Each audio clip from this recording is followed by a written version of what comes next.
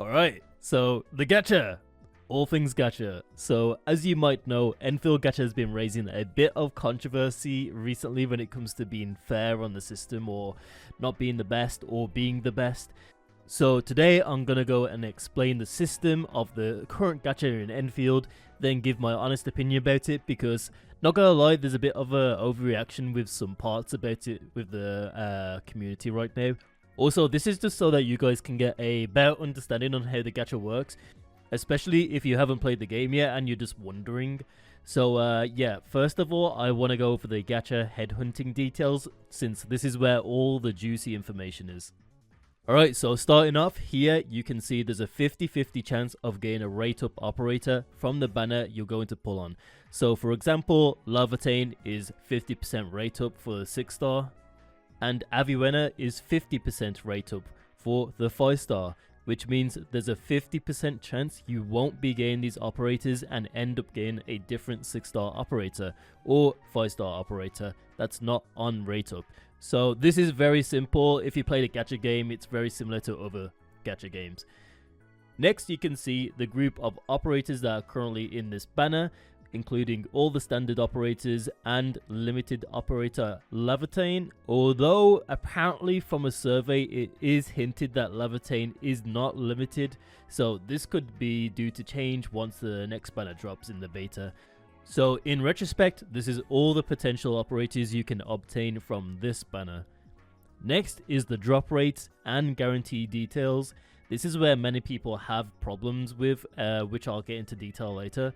So the drop rate for a 6-star operator is 0.80%, so 0.8%, and every banner will guarantee a 6-star operator every 80 pulls. So for example, if you pull 79 times on this Lavatane banner, and if you did not manage to get a 6-star operator, your next pull will be a guaranteed 6-star operator. It is not guaranteed to be the rate up operator. And if you're curious about your pull count, at the bottom here you can see it.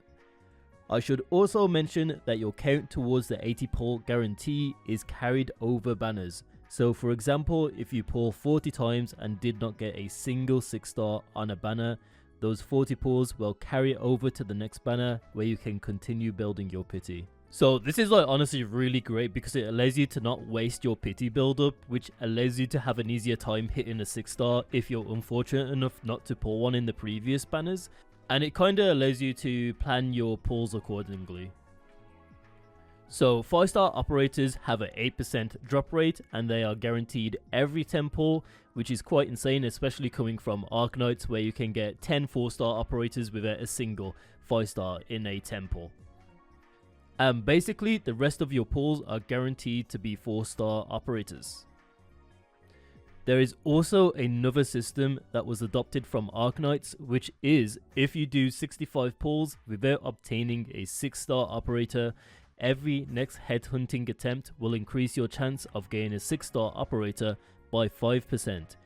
Then once you pull a 6-star operator, it resets back to normal. So basically, put in simpler terms, if you pull 65 times without getting a 6-star operator, you will have an increased chance of getting a 6-star operator.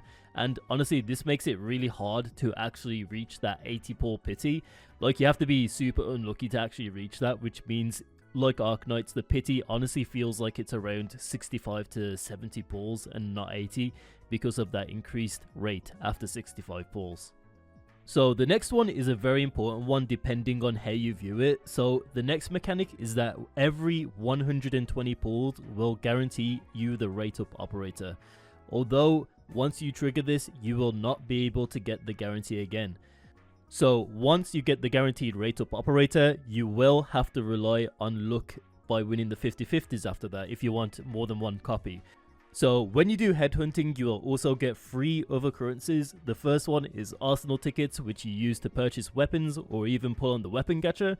And this is only one way to get this currency. There are other ways to obtain this currency, and basically it's for free. Like, you'll always be pulling on this gacha unless you're a hoarder, and you'll basically be getting this currency for free, pretty much. So you can get 1,500 for each 6-star, 500 for each 5-star, and 50 for each 4-star. Next is the operator tokens. These are to increase your potential. You can get these by obtaining duplicates of the operators you already own. Alongside that, you can get guaranteed certificates, which you can trade these for various materials such as tickets or even 6-star operators. So the rate at getting these are for 6-star operators, you get 50 certificates for each duplicate. Then after the 7th duplicate, you get 100, mainly due to the compensation for not being able to increase their potential anymore. And for the 5-star operators, it's 10 certificates even if you have more than 7. And 4-star operators is 1 certificate if you have more than 7. And now we have the weapon side of things, which is quite literally free as hell. Like literally free as hell. So all those Arsenal tickets you earn from the gacha can be used here at the Arsenal Exchange, where you can either use it on the weapon rate up gacha, or you can buy the weapons that are currently on offer. They are permanent ones, there are ones on rotation, you have many options. So this is super good because you actually have quite a bit of choice here, with there being the rotational banners, there being permanent ones, there being the gacha, and there's just a lot of choice here which you can actually spend this currency on. So let's take a look at the rates. So the drop rates for the 6-star weapon is 4%, with the rate up being 25% chance of appearing. The next is 5-star being a 15% drop rate, and 4-star being the remainder of your drops. So in my opinion, what makes this so good is that you're guaranteed a 6-star weapon every 4 attempts at the weapon gacha. Therefore, the pity is only 40 pulls. And you might think, oh, that's a lot since it's 25% chance of getting a rate up. But you have to remember, you're literally getting this gacha currency for free passively through game modes and other means. Also, I just need to state that the pity will not be carried over to other weapon banners. And not only that, you are guaranteed a 5-star weapon here, which in my experience, you would be getting multiple of anyway, unless you're really unlucky. And honestly, the icing on the cake for this one is that if you seem to be getting completely wrecked by that 25% rate up, you will be able to get the rate up weapon guaranteed on your 8th attempt. So same concept on how the 120 pull works, this also does not carry over to other banners. This alone makes getting the weapons super generous in my opinion, more on the fact that again it's pretty much free due to how you obtain it, but because there's so many guarantee systems in place. So not only that, you'll also be earning AIC permits when you pull on this banner. So again, you're not even leaving empty-handed if you don't get what you want. So the rates for these permits are 6-star weapons will give you 50 and 5-star weapons will give you 10. And you will be able to spend them in the shop for whatever you desire. Okay, so those are basically all the mechanics in the gacha system. And now the raging question, what do I even think of it? So I'm going to try to keep my opinion as non-controversial as possible, but honestly I think HG are doing a great job as of right now with the gacha and the feedback surveys as well. But maybe it's because of me playing FGO for over 4 years and having to deal with no pity system. And we all know how FGO's gacha is, man, back in the days. But I have a great appreciation for guarantee systems in gacha games because you just gotta think, like, they didn't have to put a 120 pull guarantee in this game. Not only that, you are literally compensated for doing pulls by getting weapon gacha currency.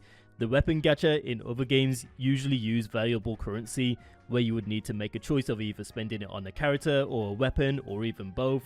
In this game, you will literally gain it for free since you will always be headhunting, like I said previously, and you're just never really walking away empty-handed.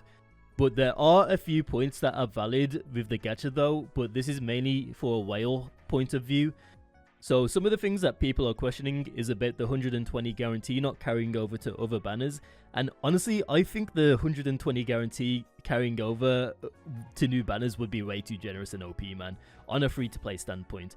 But for people who are just going for more than one copy, it does suck because after the guarantee you have to rely on 50-50 luck. And that could mean like you have to waste a lot of money, but there's no guarantee of getting that rate up operator. And it honestly, like, you can actually just get unlucky lots of times on the rate up banners. Like on the suitor one, I got 3 off rate operators before I got a suitor. So I honestly think that's one thing they definitely can change.